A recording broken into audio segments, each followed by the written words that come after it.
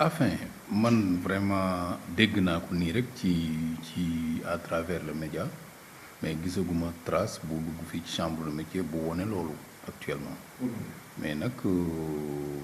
d'ailleurs ñeneen ñi ma dégg ñuy wax it vraiment gisuma lu ma war a lié ak ñoom luy tax ñu di ma porter plainte wala may seq ak ñoom ay affaire yoon wala yu demee noonu quoi. ñoom dañ koy wax ay maanaam si rajo yi. dañu ne dafa am maanaam ay mbir yu ñu seq. maanaam ay benn site. oui ay problème site la. oui mën naa expliquer clairement. donc chambre de métier ci boppam dafa nekk institution bi nga xam ni moo représenté l'artisan ci pouvoir public bi. alors ci biir loolu ci la bi président ñëwee Ngaye alors ba nga xamante ni bi delluwaat na ci jàmm ak salaam amoon nañu ay yéene def fa ay projets yu am solo surtout suqali artisanat bu jëm ci wàllu cuir et peau. donc feeñoon na ay besoins ci wàllu matériel. Bon ci biir loolu bi mu fi jógee man li ma ci gën a concerné mooy par exemple suñu ministère tutelle amoon na ambition yu mag ci defal leen ay jëndal leen ay équipement amoon ambition aussi ci tabax SECA boobu nga xam ni moom la ñuy tabax ba di ko waaj a ubbi le 15 décembre donc mënuma avancer ci montant yi mais donc dafa niroowul ak loolu ñuy wax quoi parce que SECA bi ñu ngi ko programmé woon pour liggéey ko voilà mais li ma gën a soxal mooy par exemple li nga xam ni moo tax ñu ni dañu porter plainte chambre de métier parce que état bu fekkee porté wuñu plainte waxuñu ministre waxuñu mais président chambre de métier la ñu wax donc damay leeral ci loolu di wone ni sequma ak ñoom affaire plainte gisaguma it lu ko niru actuellement mais nag wax yi moom bari na trop. mais yow en tant que président de la chambre des métiers de Thiès. amul relation ne serait-ce des relations de travail. ak artisans yi nekk foofu lañ. non les artisans am nañu kuréel. waaw artisans yi am nañu kuréel bi ñu ngi ko tënk ci union des artisans de métier et environnement. ñooñu ñooy IAM. ñooñu ñoo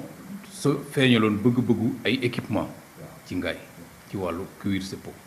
donc le COSEC ak conseil départemental de Tivaouane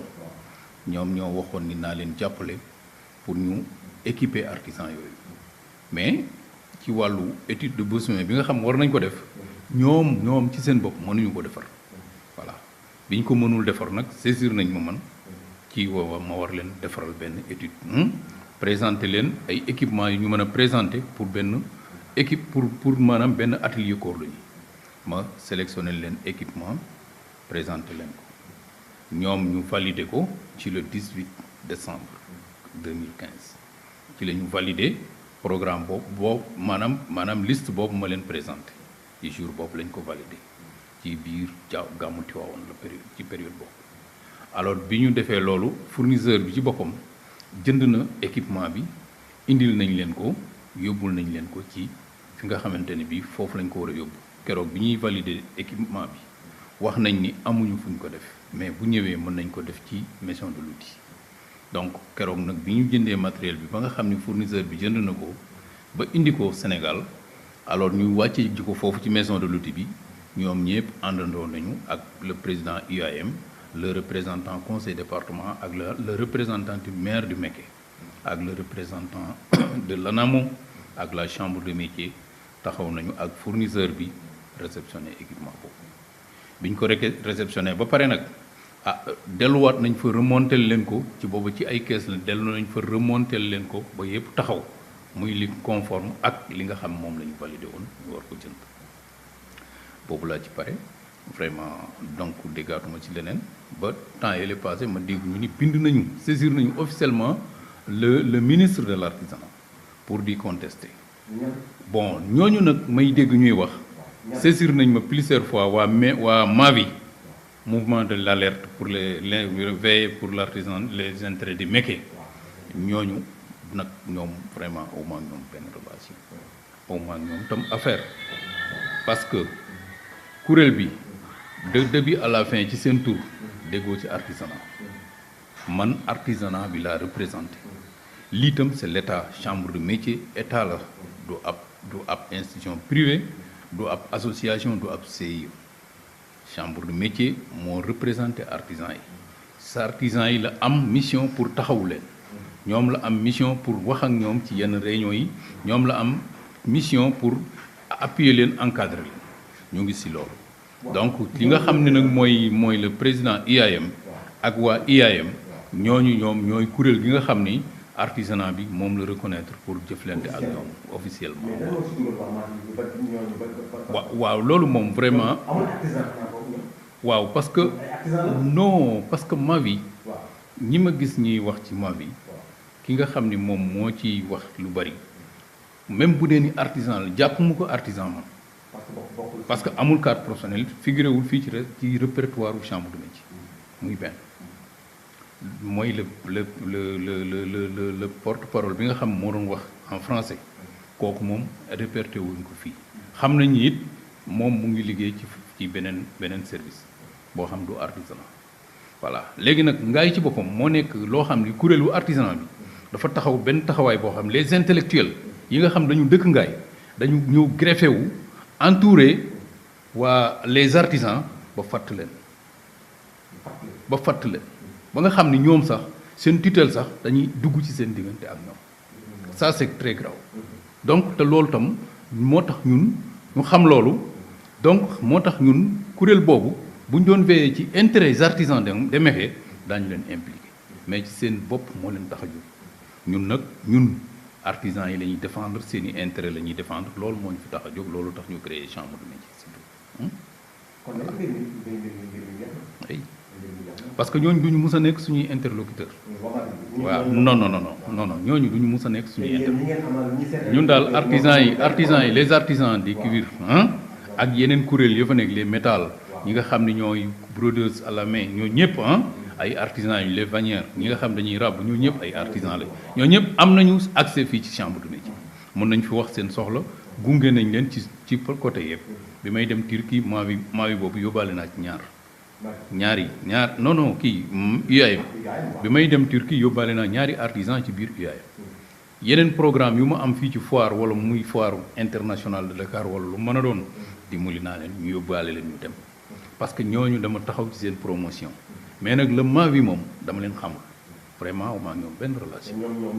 voilà c'est ça. donc li nga xam dafa concerner le ministre de l'artisanat taxawaayam mooy boot artisan yëpp depuis bañ ko falee ba tey amul exception dafa taxaw ci xër ci artisanat mais dafa fonk ngaay aussi taxaw parce que fii may waxee yow nii équipement yi ñuy wax nii ci ngaay nga xam ni dañ ko doté ngaay muy 50 millions terewul moom loo bu am solo jël na ko bu ëpp loolu mat na ko 2 fois wala 3 fois joxaat ko waa ngaay ak CECA boobu nga xam ni président moo ko fa diggee woon moom ci loolu la nekk veiller pour ñu doxal mettre yooyu en œuvre donc loolu moom lañ ko mën a seereel moo tax kooku du am jotu tam aussi vraiment di tontu ay Mavi ak ñooñu parce que duñu interlocuteur donc artisans yi ñun ñooñu tax a jóg ñoom la ñu représenté le conseil département de Tivaouane bi mu amee taxawaay pour dimbali artisans yi dafa jaar ci chambre de métier le COSEC bi mu amee du bëggee joxe financement ci COSEC ci artisans yi dafa ko jaarale ci trésor public la compte bi la xaalis bi jógee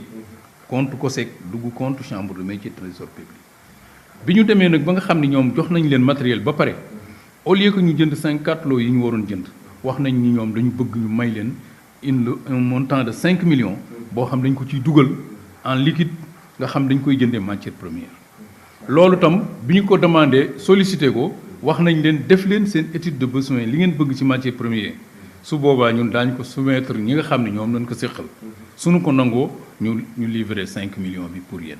aussitôt bi ñu